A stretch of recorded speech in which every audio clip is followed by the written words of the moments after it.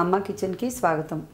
Already మనం రాగి పిండితో రాగి దోశ, రాగి లడ్డు చేసుకున్నాం కదా. ఈరోజు రాగి రొట్టె ఎలా చేసుకోవాలో చూద్దాం.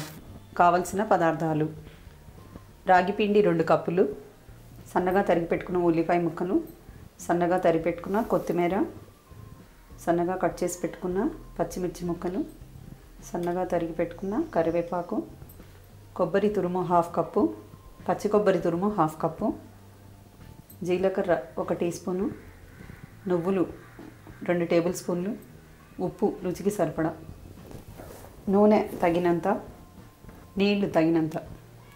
పదార్థాలు చూసారు కదా. తయారీ విధానం ఎలాగో తెలుసుకుందాం. ముందుగా ఒక బౌల్ తీసుకుని దానిలోకి 2 కప్పులు రాగి పిండి వేసేసుకోవాలి.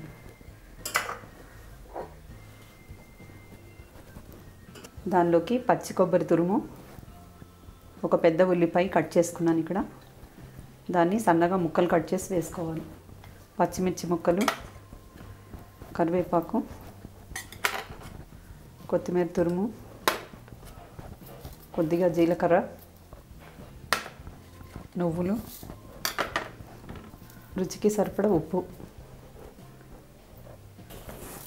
ఇవన్నీ బాగా మిక్స్ చేసుకుని అన్నీ సమంగా కలిసేటట్టు కలుపుకోవాలి.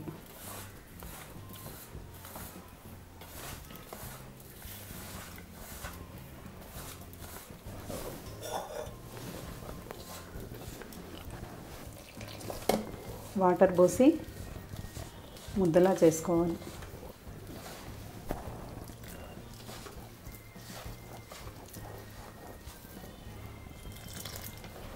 కొద్దిగా నీళ్ళు పోసుకొని చూసుకొని కలుపుకోవాలి. ఇది రొట్టెల పిండిలా తడుపుకోవాలి. మరీ పలచగా కాకుండా రొట్టెల పిండిలా తడుపుకోవాలి. రాగి పిండిలో మంచి ప్రోటీన్స్ ఉంటాయి, కాల్షియం ఉంటుంది, ఐరన్ కూడా ఉంటుంది. దీన్ని ఎండాకాలంలో తీసుకోవడం వల్ల చలవ చేస్తుంది. చూసారు కదా, పిండి ఇలా తడుపుకోవాలి. పిండి తడుపుకున్నాం కదా. ఇప్పుడు రొట్టె ఎలా తయారు చేసుకోవాలో చూద్దాం. స్టవ్ ఆన్ చేసుకుని పెనం పెట్టుకోవాలి. పెనం వేడెక్కేలోగా రొట్టె తయారు చేసుకుందాం. పిండిని ఈ సైజు ఉండగా తీసుకుని పెనం వేడెక్కేలోగా ఒక ప్లాస్టిక్ పేపర్ తీసుకుని ఇలా నూనె రాసుకుని ఈ పిండి మిశ్రమాన్ని ఇలా పల్చగా ఒత్తుకోవాలి.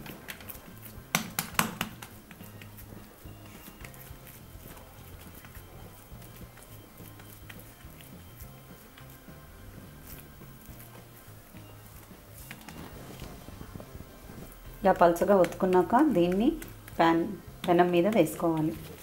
పెనం వేడెక్కింది చూసారు కదా, ఇలా పొగలు వస్తున్నాయి. ఒక స్పూన్ నూనె వేసుకుని దానిపైన ఇలా ప్లాస్టిక్ పేపర్ మీద ఒత్తుకున్న దాన్ని తీసి పెనం మీద ఇలా వేసుకోవాలి.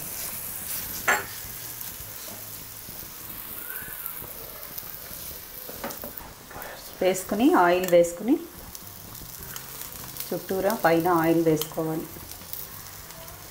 దీన్ని ఇలా లైట్గా ఇచ్చేయడం, ఇట్లా మధ్యలో ఇట్లా అనడం వల్ల, ఇలా హోల్స్ పెట్టడం వల్ల రొట్టెంతా సమంగా కాలుతుంది.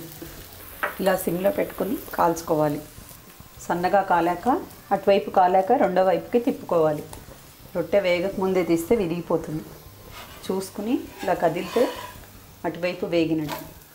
రెండో వైపు తిప్పుకుని సన్నటి సెగలో రొట్టె కాల్చుకోవాలి.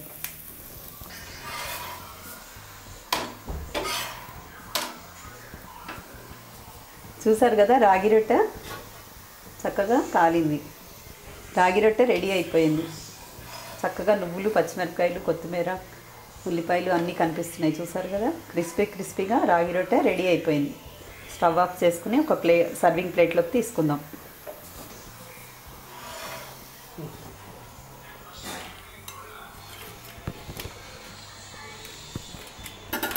దీన్ని ఇలానే తినేయచ్చు, కర్రీ అవసరం లేదు దీనికి.